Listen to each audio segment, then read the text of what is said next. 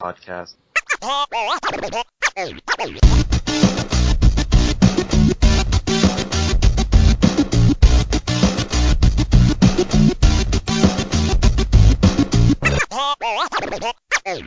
Podcast. Hey guys, welcome to episode 13 of Podcast vs. Player.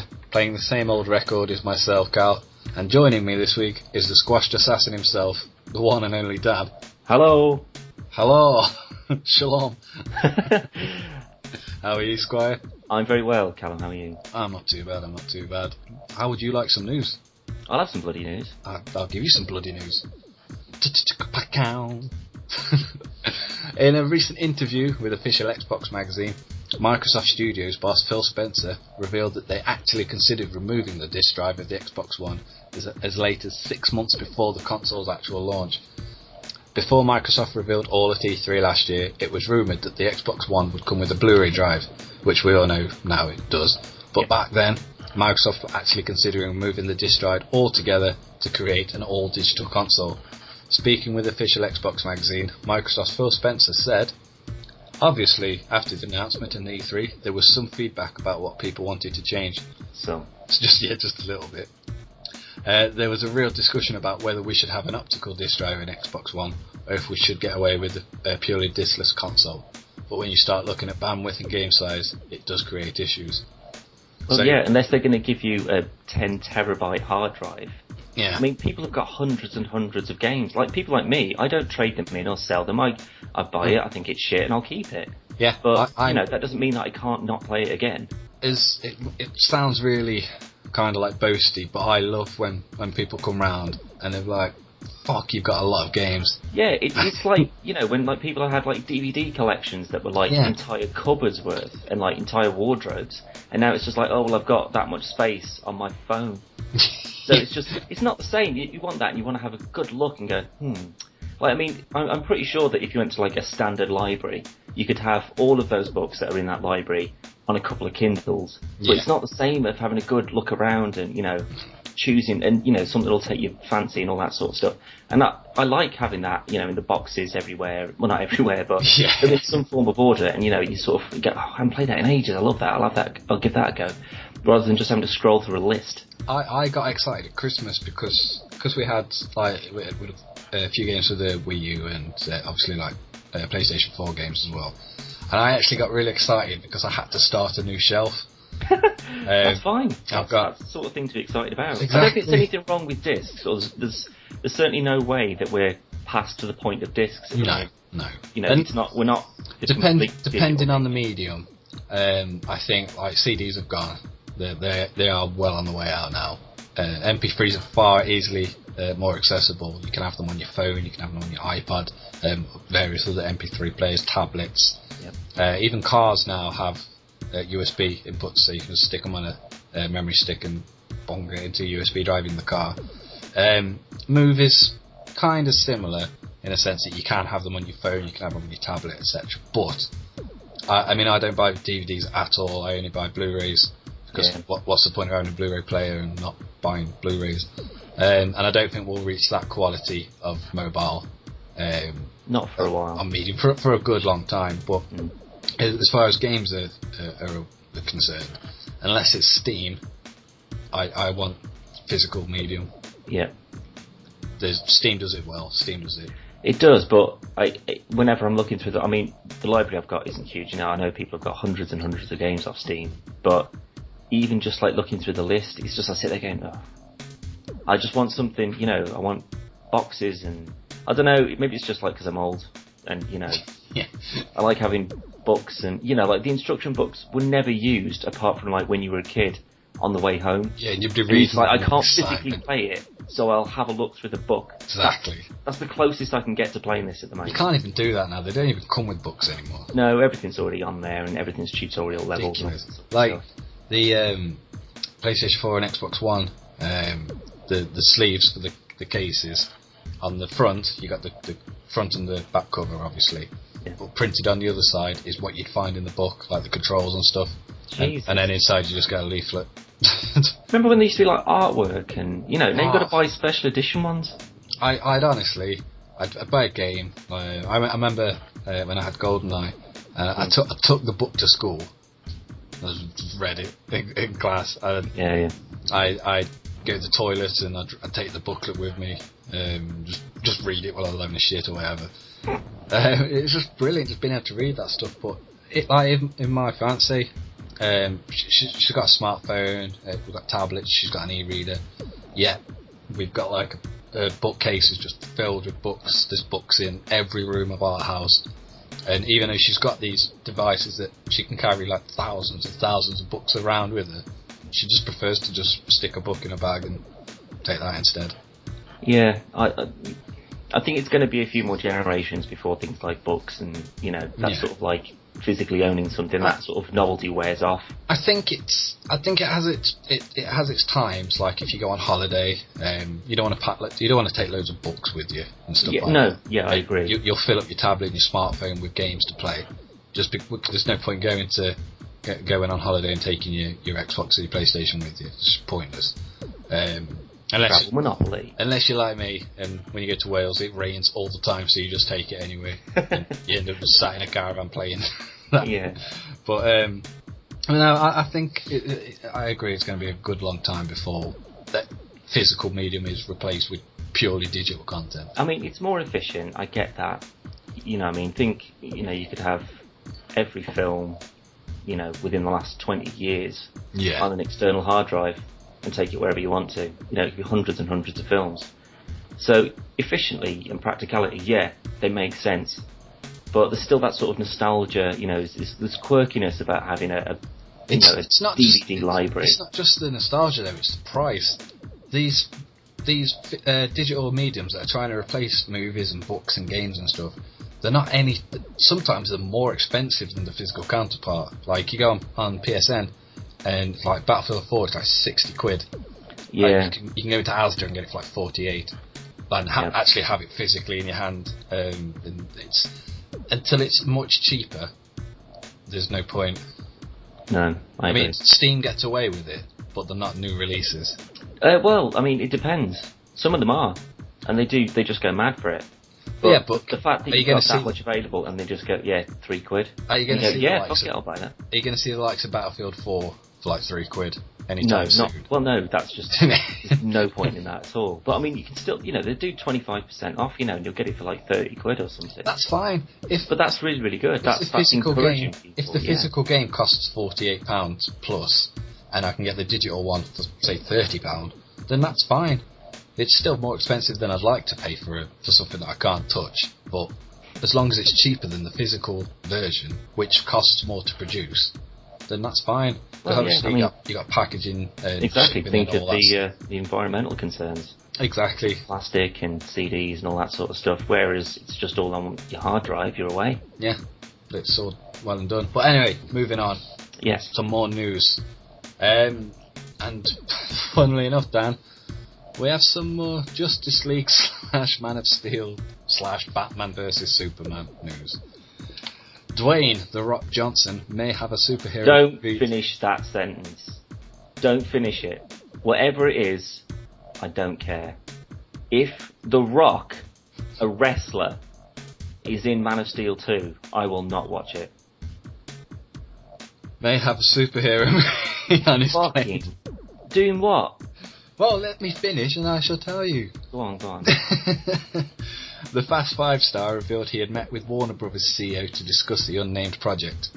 Johnson tweeted during a Q&A, "We have just had a meeting with Warner Bros. CEO, DC Comics 2014. We will partner up and create the cool badassery. #RockTalk." Now, The Rock was once linked to play DC's interstellar mercenary and bounty hunter Lobo, but he has already said a while back that the film, quote, went away. He was also mentioned as a contender to portray Black Adam in Shazam, but that project was also cancelled. And new speculation emerged that the Race to Witch Mountain actor could be circling a role in the upcoming Man of Steel 2, which will pit Superman against the Caped Crusader, as he actually hyped it up with a photo of himself wearing a Batman shirt. So really, it's just speculation. It's not actually any news. Dan is not happy with this. I'm not at all. I'm still reeling from that. It's all speculation. Yeah, and I'm pretty sure it won't go through. But the thing is, if he is, he's just literally just like grabbing everyone possible and just saying, yeah, you've been in the film, stick this outfit on. I'll be honest, The Rock is not the worst choice. Physically, he's got, well, without sounding a bit, he's got a good physique to him. He's built. Ridiculously tight. He's like comic book hero built. Like, he's insane. Which is good, but it's The Rock.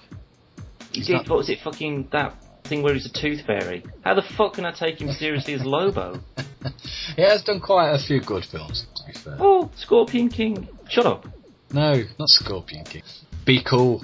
What the hell's that? Be Cool, John Travolta, Uma Thurman, sequel to Get Shorty.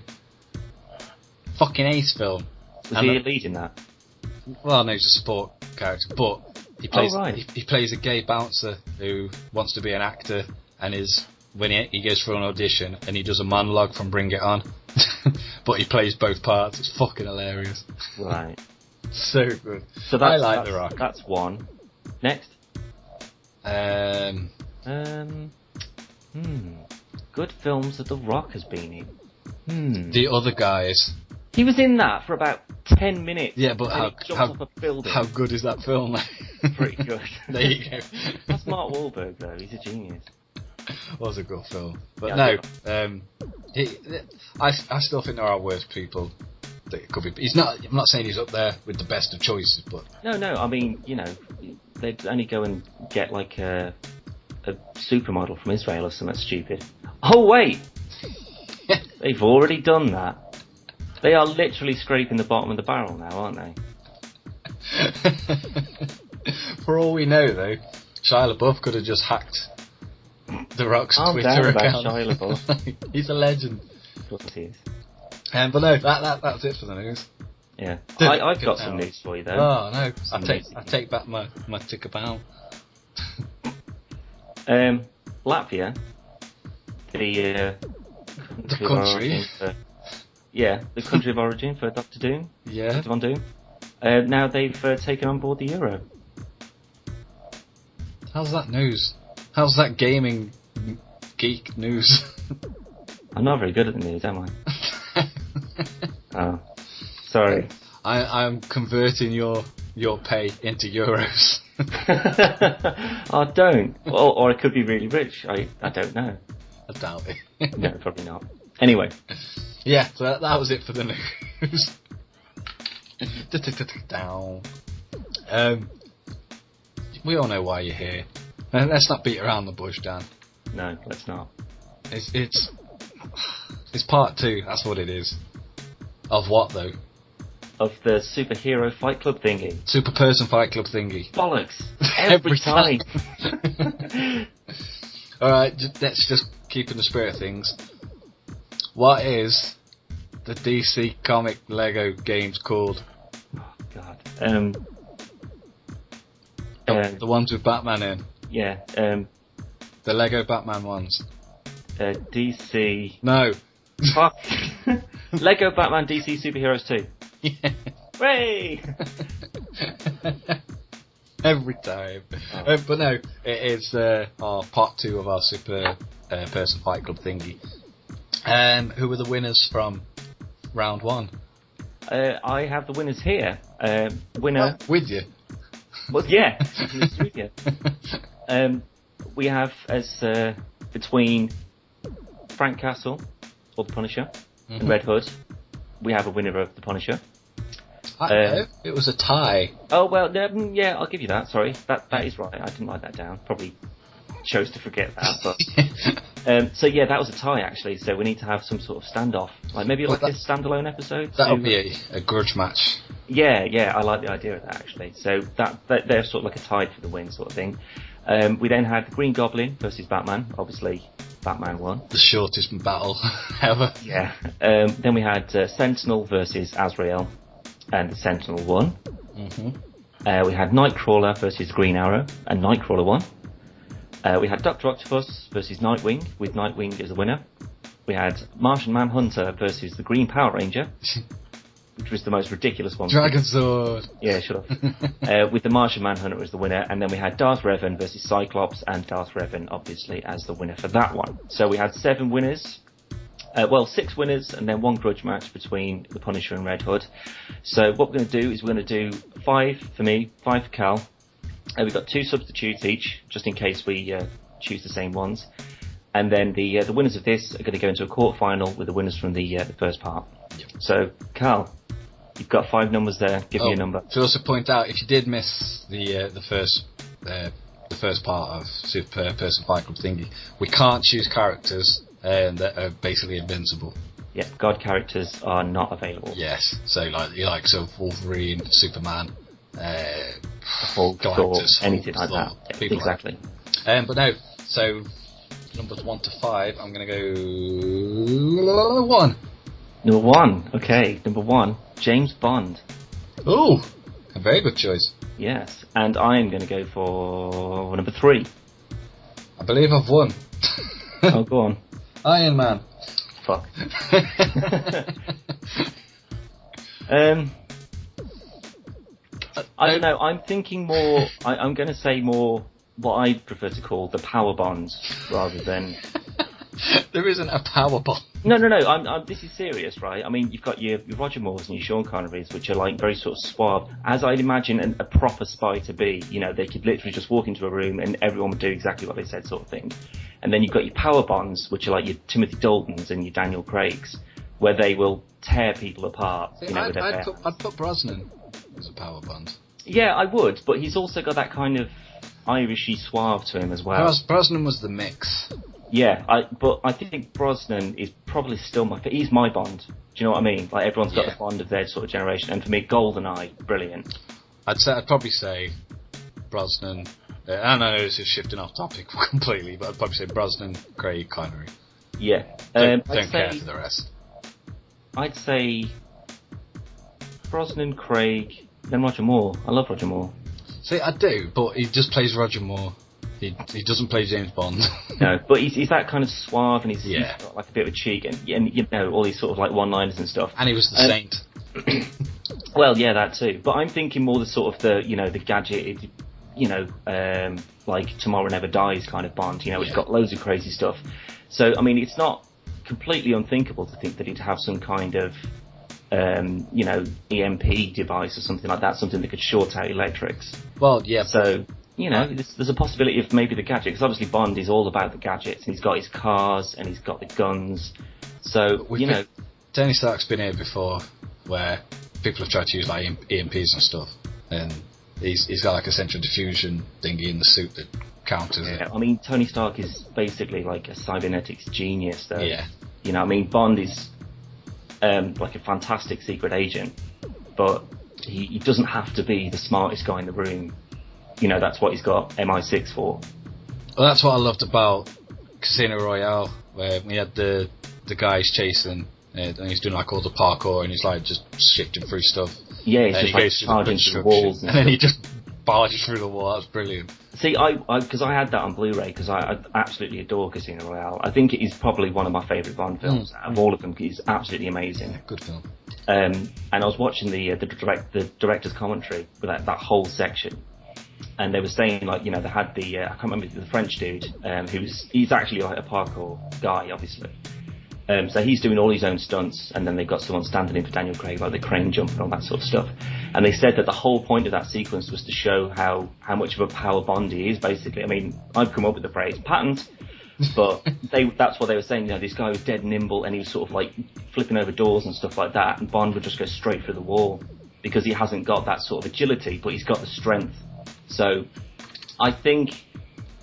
I don't know, I mean, you'd have to find, if there was any kind of way into the suit to get rid of it, then he's going to win. Or disable it or something. Anything to get him out of it, he's won. But the suit is the big obstacle. By the time he's thought of something, though, he's dead. Yeah. So... In all fairness, I think there's only one way this is going to go. Yeah, I mean... This is going by the same rules that we had in the first time, in which case it's a fight to the death for whoever it is, regardless of their own ethical or moral standards. And they know that they are going up against someone to fight to the death, but they don't know who it is, and they don't know what to prepare for. So they would be prepared to the stage of, they're going to go up in a tough fight, but they have no idea who they're up against. So the odds of James Bond being able to prepare for a guy in a cybernetic exoskeleton suit, pretty small, to be perfectly honest.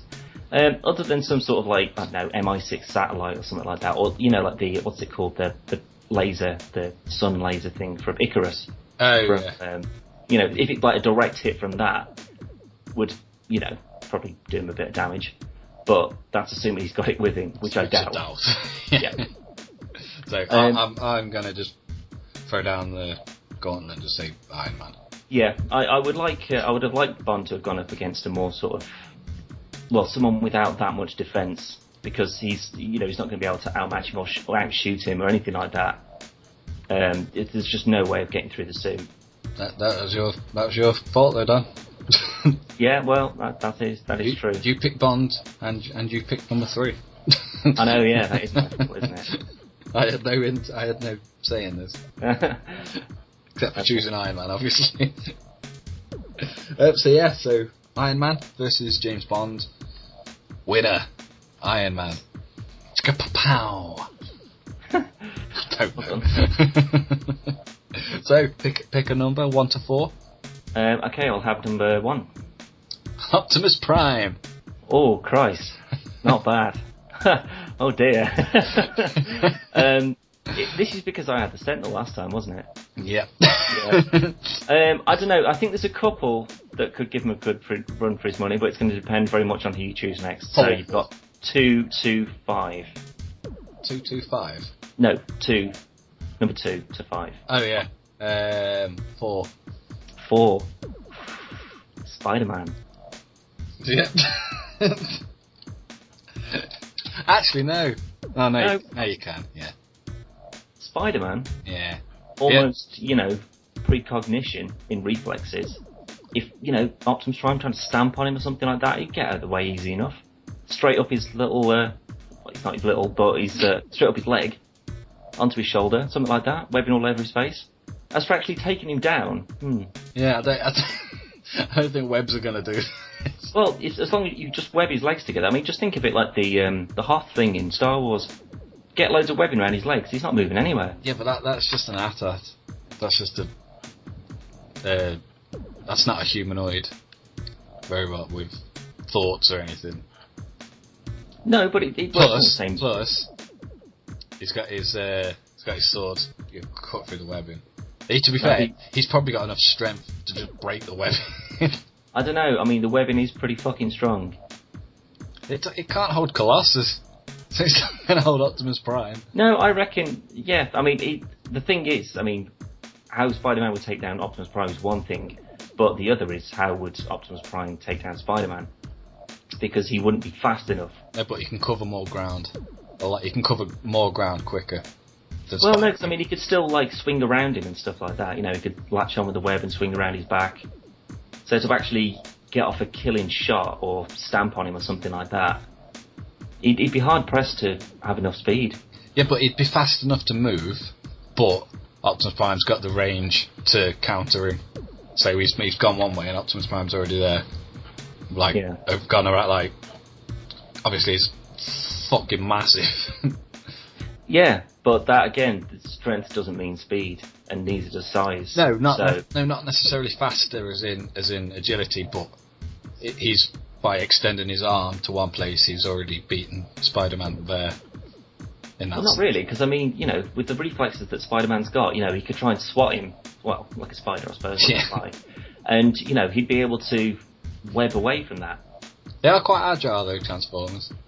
Well, they are, but I mean, I think that its biggest sort of, you know, say if he did manage to web up his arms and then, his legs, and then when he was trying to undo his legs, he just, webbed his arms to his legs. If he just turned into a truck, I don't know if that would sort of like hinder his ability to actually transform, which is kind of their biggest thing going for them. That and strength and everything else. Well, no, I mean, strength is only provided that they can actually get enough momentum. So, I mean, if he physically, like, if you just webbed him so he couldn't physically move, he wouldn't be able to get up enough momentum to rip it off. I don't think his webbing would hold him, though. It would have to be a lot of it. It would have to be a lot. And he would run out of webbing. Well, He's got refills.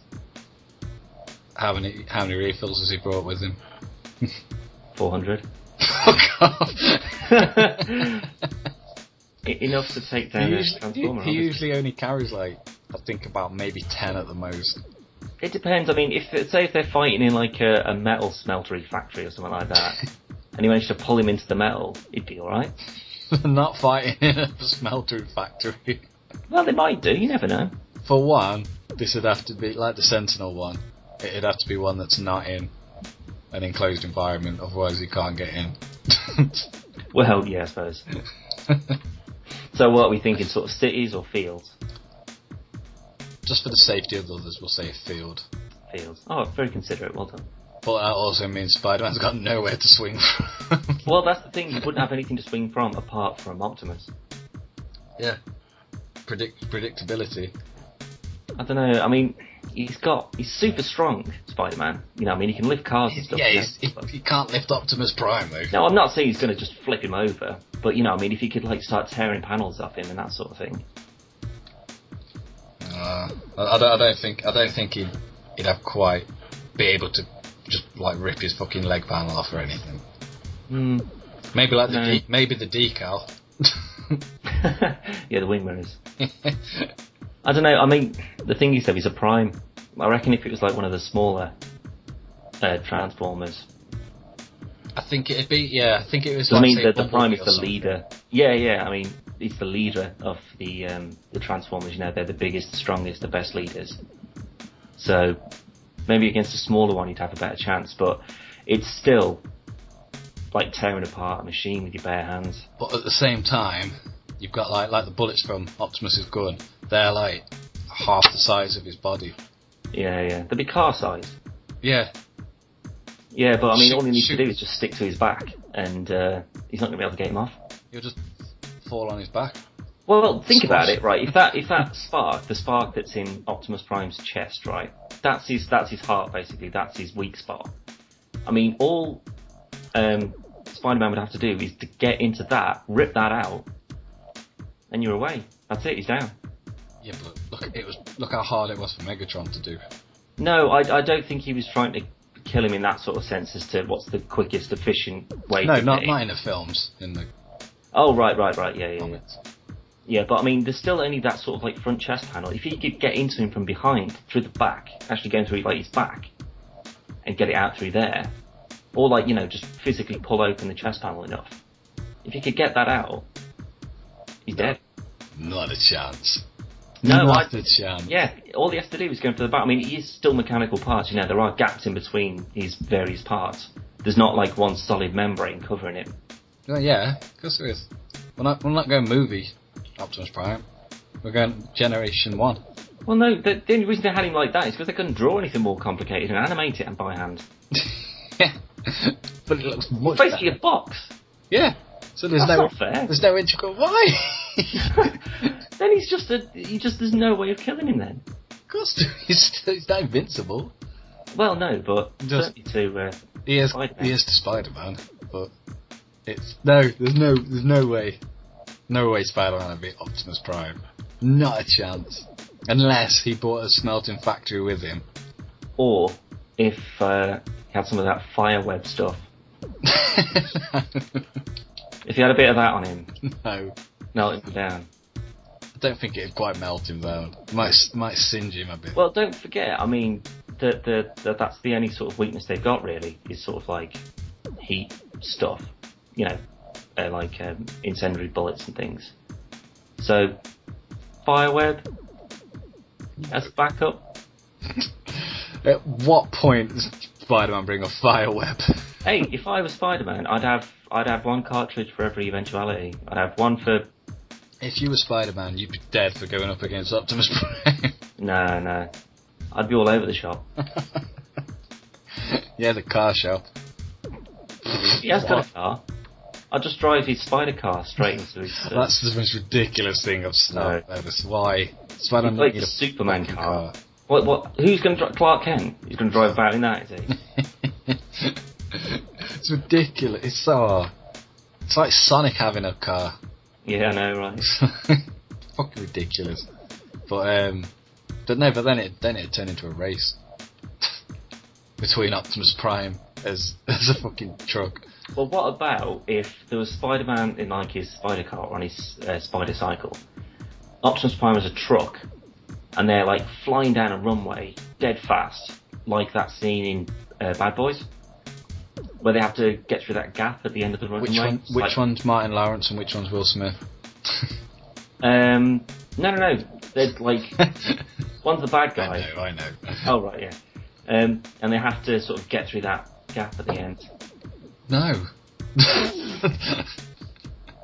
It's a fight to the death. All right. Not a Top Gear test track. Yeah, I mean, I think with a lot of fanning about, he might be able to get a chance, but I don't think quick enough to... I think this fight would be over before any thought had gone into it. I genuinely do. Yeah, I think you might be right. There's no way Spider-Man would beat Prime. It's just as quick as he is. It'd just be pretty foolish, to be honest. Yeah, I mean it's physically taking down. Yeah, I mean he wouldn't be able to like brute strength him or anything like that. No, I mean he is superhuman strong. He's got superhuman strength. Spider-Man, sorry, Superman has as well. But yeah, I choose Superman. Superman wins, hooray! But he's nowhere near strong enough for Prime. Nowhere near strong enough. I think I'll give you that. Yes. It's another one for the poster. Well, that means you're almost catching up. You had 2 winners out of the last one. Yeah, I was off to a pretty good start with the last one. And then kind of went downhill after that. But the problem with mine was, what we said before, is they were good choices, but they went up against the wrong people. Well, yeah, that's the thing. That's why that one makes it interesting, though. If you know where it's going to be, then what's the point? Yeah, there's no point in doing it. Yeah. By the way, if you didn't listen to the last one, me and we have no idea what each other have chosen. It's all randomly chosen. That's why we picked the numbers. Yeah, that's right. Speaking of which, it's your turn. You've got 2, 3, or 5. 2. 2. Psycho Mantis. Ooh, that's quite a good one. From Metal Gear. Yeah. Metal Gear Solid, yeah. And possibly, hopefully, fingers crossed, Metal Gear 5. I've got a sneaky feeling. I think at least in that trailer, he's got to be in there and mention something. At least something like that. Just as a reference, like an hallucination type thing. Definitely, yeah. Well, I mean, he was in 4, wasn't he? Yeah. So. There's no reason why I can't. But anyway, back to Super Person Fight Club thingy. What we got? You have 2, 3, and 5. 5.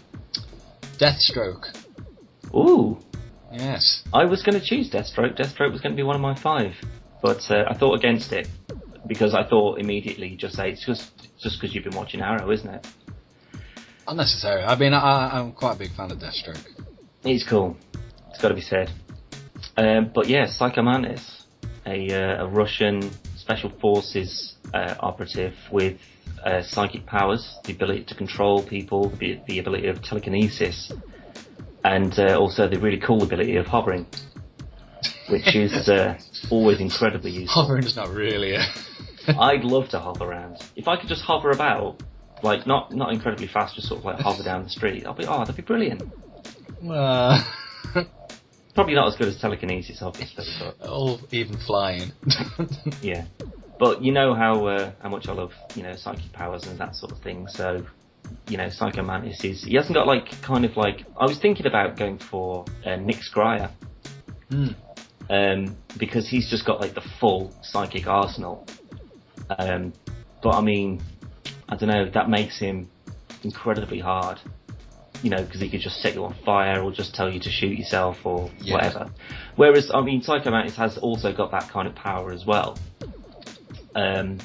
It's not to that sort of degree, so I thought Psycho Mantis was a bit more user-friendly. So I'm a bit in two minds with this one. Because depending on the writer, Deathstroke can be impervious to psychic attacks. Because of his fucked up mentality. But at the same time, I can't really... I'm just thinking about it, I can't actually choose Deathstroke.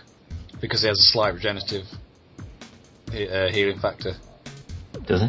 But he's not like Wolverine, He can't like regenerate limbs or anything. He can just keep himself alive a bit longer. So I think I may have to swap him out. In all fairness. Okay, well you've got your substitutes. Swap him out. Substitute of your choice. I mean, if you're happy keeping him in, then I am. But he has got the slight. But then again, so Spider-Man has got a slight regenerative healing. Yeah, but it's negligible compared to a bullet in the head. Well, yeah, that's the thing. I don't think Deathstroke can survive a bullet in the head. Yeah. All right. We'll keep Deathstroke because I do like Deathstroke. You know, he's obviously a master of sort of hand-to-hand combat, swordsmanship, and marksman as well. So he's proficient with most weaponry. But everyone, no matter who they are, if they are compromised mentally, they're finished. It doesn't matter. It doesn't matter who they are. If you can get into their head and just go, stop. Well, Sabretooth, you can't get into his head.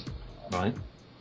Where did he come from? No, but what I'm saying is, look at like, it's because like how messed up people are in the head. Like in the comic universe, like Wolverine's now at the stage where he's invulnerable to psychic attacks. Sabretooth, to a certain degree, Deathstroke, depending on the writer. Deadpool, he's impervious to psychic attacks because he's so fucking deranged.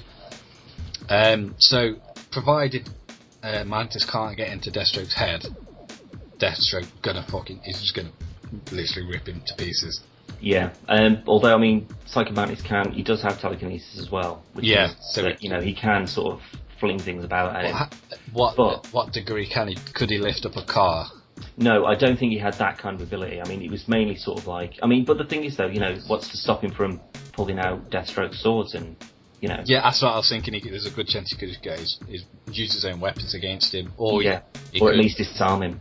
Or, if Deathstroke doesn't know, to unplug the controller and put it into the second port. Well, not many people know that, I'm afraid. Because that fucked me off when I was a kid. Didn't get that at all until I was like, oh, right, okay. You've had to physically tell me to do it. Now I'm an idiot. Genius. But, yeah, I think that, you know, because I mean, I don't think Psycho Mantis would have the kind of telekinetic ability to sort of like slow or stop bullets in any kind of way. I think if you manage to shoot a round at him without him, you know... Well, no, he can, because on Metal Gear Solid, if you just start shooting at him at the wrong time, he will just get like teleport out of the way or stop the bullets. No, but that's because he was reading your mind and he knew you were going to shoot. So that's not affecting the actual bullet itself. No, that's what I mean. I mean, that's if he's got into Deathstroke's head. Oh, if he has, then it won't even come to that because he'd just make him shoot himself. Well, yeah. And that'd be it. I mean, that's exactly what he was going to do to Meryl. I mean, he's kind of like this puppet master kind of thing. Yeah, he's not a fighter per se. He's a manipulator.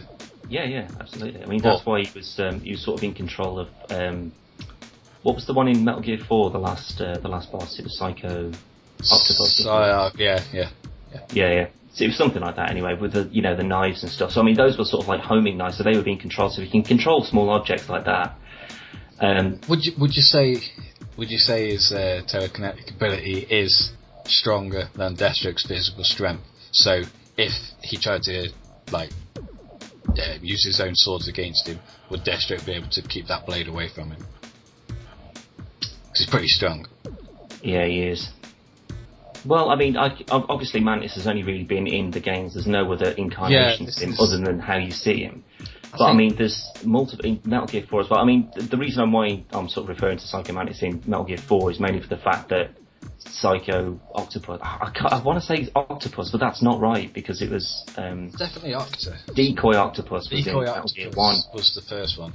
Yeah, but that was the sort of the Octa camo kind of thing all going on with the DARPA chief. But there was Psycho something, and she was the last boss, and she was the one with all the arms, which is why I want to say the Screaming Mantis. Sorry, I was thinking Mantis. Yeah, not Octopus. She's got loads of arms. Yeah, she's got the arms thing. Yeah, but basically, Psycho Mantis was in control of Screaming Mantis, or there was something. It was implied anyway that he was sort of like being. Yeah, he was controlling her while she was. But I mean, that was still. They still had the physical strength or mental ability anyway to revive the dead. Well, not revive them, but use the dead to fight for them. Yeah. So I mean, if they had enough strength mental ability, to sort of reanimate multiple enemies at the same time and have them doing different things. That would take a lot of concentration, a lot of power to do. Oh yeah. So yeah, I mean, and plus they'd be incredibly proficient with those sort of like arm blade things as well. So if they could get Deathstroke's swords away from him and sort of attack him with them, but I mean, he's obviously, he's gone up against hundreds of people that have got bladed weapons of their own, so it would be very circumstantial on the basis of if Psycho Mantis couldn't get into his mind in the way to control him in that sort of puppeteer kind of way, so he couldn't physically make him do anything. It would depend entirely on his telekinesis and being able to fend off and kill him with various objects in whatever surroundings they're in, or to take off or disarm Deathstroke and use his own weapons against him. That's the only thing that he would have if he couldn't get into his mind. If he could get into his mind, he'd just shoot himself, bang, gone. I don't know, because there's such a way about it that Deathstroke, he's ridiculously well trained, and he's very strong, and he has, obviously, as we said before, the slight regenerative ability. But I think if he couldn't get into Slade's mind, I think Slade would just rip him apart. And I think he's strong enough to be able to fight back against his own weapons if they were used against him. So it'd be kind of like if you had two formidable foes against each other, and like, and it's like they've both got the swords locked, and like, I think it'd be like that. But I think Slade would be the stronger of the two. Yeah, I mean, it would. I mean, do you know what we should have as well? I've just thought, really, we should have, like, as well as the sort of the random list of fighters we've got, we should also have like arenas. Yeah. So do you know, like 5 fighters each, and then like arena 2, and that would be like a city or something like that. Like a main street on a city, and you could just say, well, Psycho Mantis could just start throwing cars and stuff at him, or bring down lampposts and crush him with buildings, or open the floor or something like that, depending on whoever it is and stuff. I think that's something we need to introduce in the quarterfinals to make more sort of it's the scenario. The actual surroundings can be taken into account as well. Yes, it's not just the fires. I mean, because like I might have to look this up, but I'm on the assumption that I'm pretty sure he can revive most wounds as long as his brain stays intact. So if obviously gets shot in the head, it goes through his brain, he will die. Yeah, but I mean, Psycho Mantis doesn't control people to sort of make them do things. He controls them to kill them. Yeah. So I think that'd be the only way he'd win, would be to make Deathstroke kill himself. Yeah. Yeah. I mean, it depends, because I mean, obviously, if they were in some sort of city surrounding or something like that, you could just mind control everyone. Yeah. And just have them pile on him. Well, yeah, there'd only be so much. You could only fend them off for so long. Yeah. But yeah, I mean, just say in a big warehouse, nothing to sort of, apart from sort of like random bits of, metal and all that sort of stuff that you fling about. But the thing is, I mean, Deathstroke's got a lot of weaponry on him. I mean, does he use explosives or sort of grenades and bits and pieces? Anything he can carry, to be fair. Swords and guns mainly. And yes, I mean, he's got like a grapple. If you could sort of, take his swords off him or distract him in one way and just pull the pins out of the grenades. Bang. Yeah. Magneto did it. That worked. There's a very high possibility of that happening, but I in all fairness, I think to be on the safe side, if it was me personally, and I'm there, I don't know him up against. I see that he can control things with like telekinesis and stuff. The first thing I would do would be to pull all them pins on the grenades and just chuck them at him. just get rid of them, just in case. Purely because of what Magneto did, not to me, but just get rid of them out of the way so that they're no longer a problem. Yeah, and I'd possibly just keep firing bullet after bullet after bullet after bullet, and there's no way he can load that gun up again and shoot me with it. And I'd probably just stick with my swords. But that's just my thinking. And that's providing he's quick enough to just get rid of everything. I mean, if you see, especially because they are under the impression that they're going somewhere to fight someone, they just don't know who. Someone like Deathstroke and same as Punisher and Red Hood, they are going to go fully prepared. Even though they don't know who they're up against, they're going to go with plenty of ammo, plenty of various other weapons, and fucking long range weapons, close range, etc. So he's going to have to get rid of a lot of stuff. Well, that's the thing. That's what I'm thinking, because as soon as you say they, sort of both came through a door at the same time and saw each other, the first thing that Psycho Mantis would do would be to get into his head. If he couldn't do that immediately, he'd rethink his entire strategy, and that's when you'd go, right, let's get rid of all his weapons for a start. Pull all the pins on the grenades, fly all the bullets all over the room, So that's the sort of thing I'd be thinking, to sort of say, well, if the psychic, you'll know immediately the psychic stuff just isn't going to work. It's like Professor X. Like, if Professor X came up against someone and his psychic abilities were useless, he's basically on his own, and he's got to rethink and go, fuck, what else do I do now? That's kind of it's basically the same fight, really. Kind of, yeah. Mantis. But, Professor X is a lot more sort of morally sound, whereas Psycho Mantis is. But this is a fight in a sense that, like, two golden boys of comics, Cyclops and Superman, they're going in this fight, and they know it's a fight to the death. They're not going to take pity. So Professor X could theoretically just blow up a head. No, I get that. It's just that that Psycho Mantis would be a lot better at doing it. He's got a lot more experience in doing it. He's a bastard. Yeah. In my head, the way I'm looking at it is, the first thing he does is try to get into Deathstroke's head, and he can't, and Deathstroke's just fucking tanking at him, and he can't get into his head. I don't think he'll be quick enough to go, the reason why he was sort of like able to keep out of the way of Snake's bullets and stuff is because he knew when he was going to shoot and where he was going to shoot, because he was in his mind. So if his mind is not an option, it would come down to... But that, again, there weren't really any sort of displays of his, like, telekinetic powers or anything like that. It was just sort of like, knocking things, like, no more than a ghost would, just knocking bits and stuff over.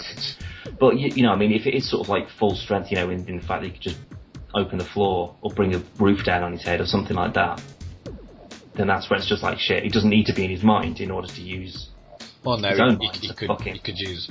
Provided there was anything to use, you could just use the environment. What about if you just started choking him? Well, that's what I'm thinking. Like a forced choke sort of thing, with Darth Vader style. I'm not sure. Can they? Can telekinetics do that? Well, yeah, all you'd have to do, if you can control, like, say if you can put enough sort of telekinetic power around an object to lift it, you could extend that same thing around someone's neck and bring it in, couldn't you? Crush it. I suppose, possibly. Yeah. So I imagine it'd be similar to Magneto, or just open his heart or something. Magneto crushing a piece of metal.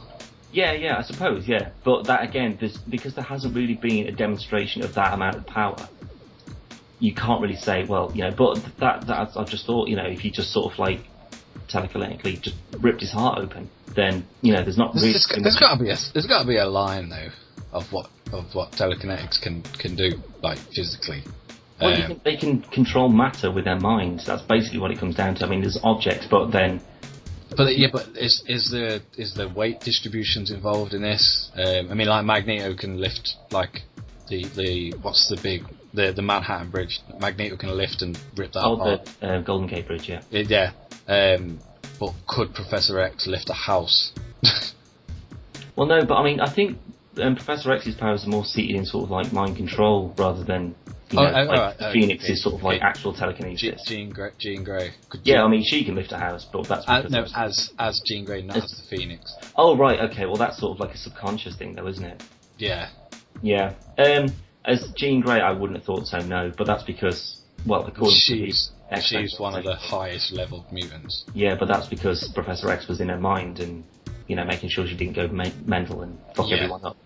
But that's not an option. The reason why Psycho Mantis was so good at what he did is because he is fucked in the head. Yeah. And, he's been broken from a child, to be this horrible, operative. But he's committed all kinds of atrocities. I do think, and not just as an easy way out of this battle, I think it's going to be circumstantial, the same as Punisher and... Yeah, I think it could very well be. But, it's only because... I certainly don't remember enough about Psycho Mantis, or I certainly didn't see it enough to sort of say, oh yeah, he could just tear someone's head off. I think it was the wrong game. As brilliant as I love Metal Gear Solid, and the Mantis bit's probably my favourite bit of the game. Oh, Sniper Wolf, though, come on. There was, but there was too much hardware limitation to actually give a better representation of what Mantis could do. as opposed to like say like Metal Gear 5, they could make him fucking insane. Yeah. But obviously the PlayStation 1 very limited in comparative, and which is why they were so creative with it, I suppose. Well, to be fair though, considering the limitations, Metal Gear is probably one of the best games for like pushing the memory card reading and and controllers and all that sort of stuff, making it vibrate and whatnot. Brilliant, but that doesn't say how strong he is, because he can make your controller vibrate. No, but the thing though, mental. Yeah, but I mean, none of the other bosses had anything like that. No. That was specifically for that sort of environment where it's just like, we want to sort of push the boundaries of what we can do for this guy, but we can't physically show it, so we'll have to be a bit more creative about it. So, you're going to have to think your way out of it, rather than just brute force, because he'll just take you down every time.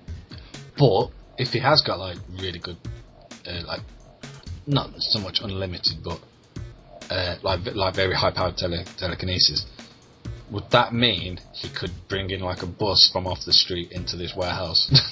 Well, it's entirely possible, but I mean, think how much concentration something like that would need, and that would distract him enough away from what's going on with Deathstroke, and he could just come up and just stab him.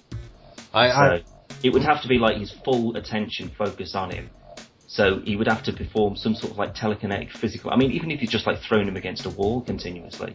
I mean, picking up people, I don't think there's any question with that. I think that's well within his power.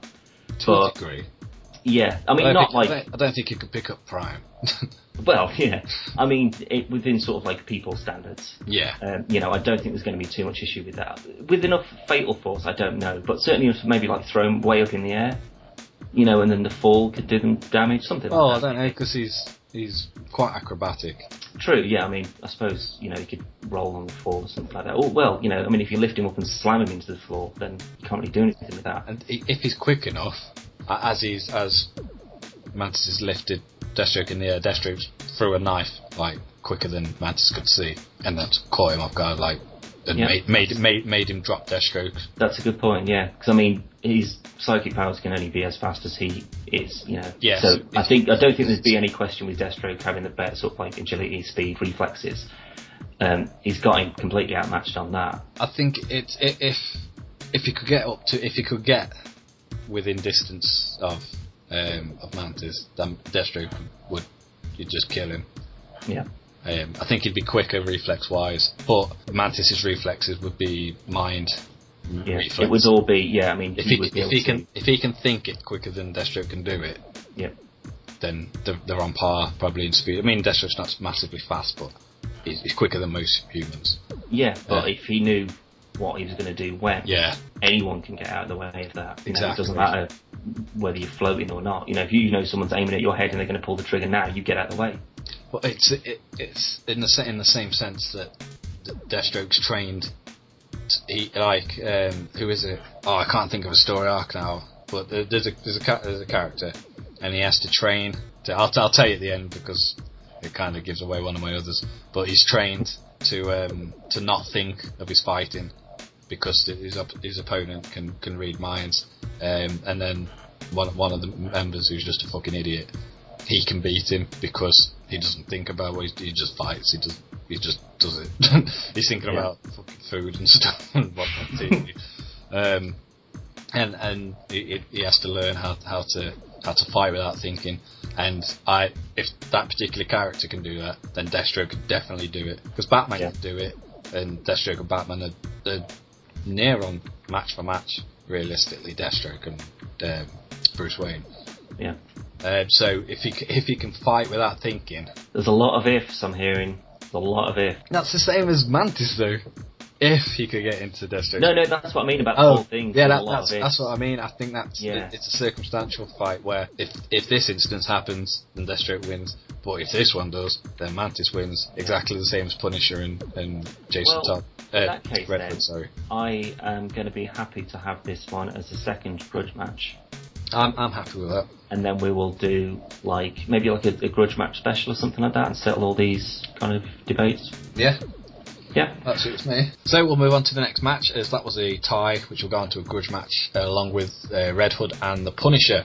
I believe it's your go, Daniel, to pick a number. Yeah, what numbers have we got left? I have 2 and 4. 2 and 4. I will go for 2, please. Venom. Ooh, Venom. Cool. Okay, and you've got 3 and 5. Make it good. 5. Sub-Zero. Venom. From Mortal Kombat. Venom. I can't think of any way. He freezes him. Yeah, but then he'll just grow out another symbiote part. Freezes him. He's not that quick. Plus, I think Venom... Turn the water in the air to ice. Yeah, but Scorpion killed him. Yeah, but he's got fire. And the White Ranger beat Scorpion. Look, we're not going for Bat in the Sun. They're not the authority on these things, I'm afraid. No, so okay, you got Venom, like superhuman strength, ridiculously big. Obviously, the symbiote. He's got Spider-Man's spider sense. He's got Spider-Man's webbing. Come on, and he's got a tongue. Sub-Zero's got a really cool costume. I don't think his costume's going to help him. And if we're going costumes, Venom's costume is pretty cool. It's fucking awesome. Especially the new Flash Thompson Venom. Awesome suit.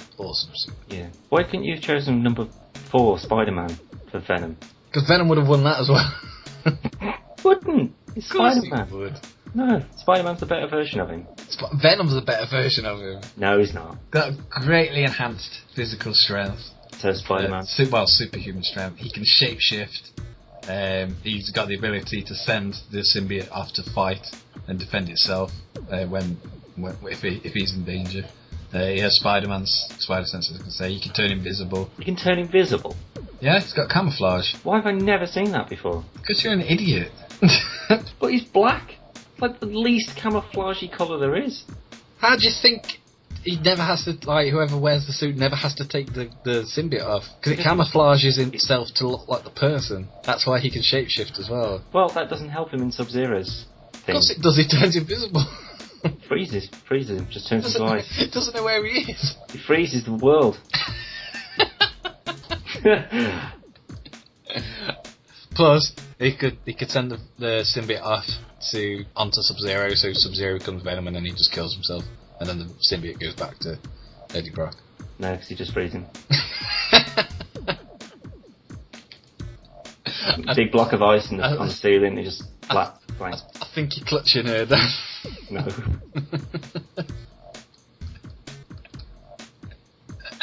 I think Venom won. Yeah, I think so.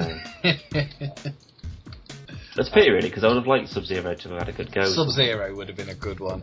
Yeah, realistically. Sub-Zero would have been good for Deathstroke. Oh, yeah, actually, because they're both obviously ninjas. Yeah. But, you know, Deathstroke would have the range with the weapons, and Sub-Zero would have the range with the ice. I was going to say he's still got the range with that, but as he shoots the ice, I would say Deathstroke's quick enough to shoot. Like, not to necessarily stop the attack altogether, but to just spread it. How do you mean? Like, he shoots the ice to freeze him. And Deathstroke actually physically shoots the ice with a bullet. And right, I see what you mean. Stops it before it actually hits him. Or if it does hit him, it just hurts him instead of freezing him. Yeah. But yeah, I think we should leave that one there and not embarrass you anymore. Hey, if it had been anyone else, he could have had a chance. He could have done, but unfortunately, you have yet to actually officially win one today. Well, fair enough. So we shall move on. And you have one left. Go on.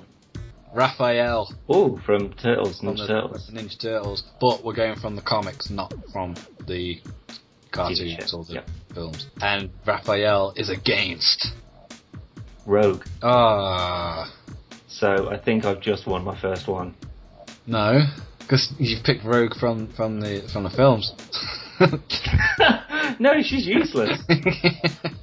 This is definitely Rogue from the actual comics. She can fly, she's superhuman strong, she's just amazing, she's brilliant. Ah. Yeah, I don't think it's as cool as Ninja Turtles are. Fuck her. My favourite character of today. Easy. Dead. Yeah, pretty dead. Yeah. Smacked with a car. Repeatedly. No, he's gone into his shell. Yeah, but it's only a half shell, so it's in from the other side. What, he's gone into his shell and just gone onto his back? Yeah, basically, yeah. Can't get up. Well, no, she just picks it up and just throws it into the sea. Because he can't swim because he's a turtle. That's the most ridiculous thing. He just flies him into the sun. He gets his power from the sea. All right, like Superman does from the sun. It's a little unknown fact from the Turtles.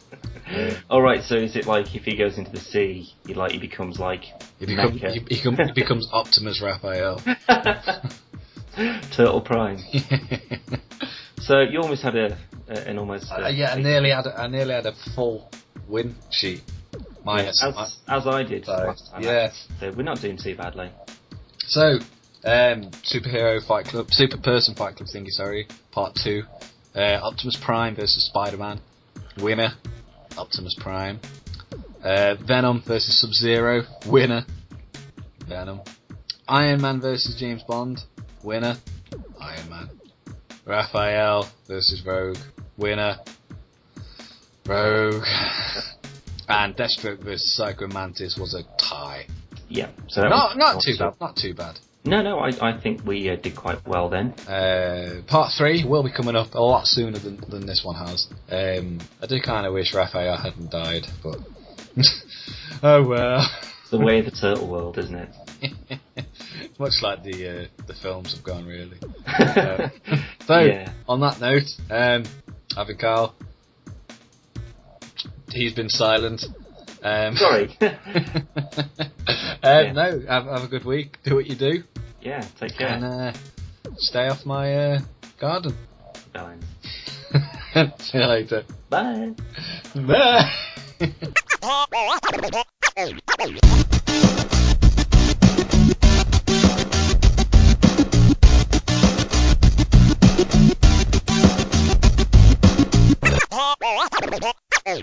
Podcast.